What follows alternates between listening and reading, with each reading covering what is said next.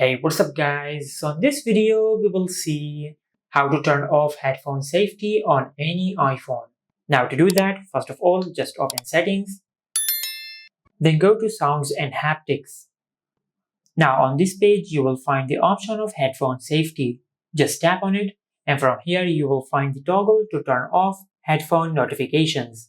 Now if you cannot find the toggle to turn off headphone safety, just go back, then go to accessibility.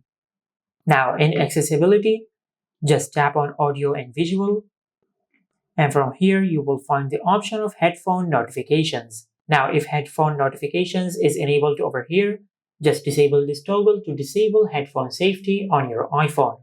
Now if you cannot find this toggle, this means that this feature is not available in your country or region. Now to fix this issue, just go back, then go to Bluetooth. Now just tap on the eye icon in front of your headphone name. Now from here, just go to device type. From this list, just change your device type to other.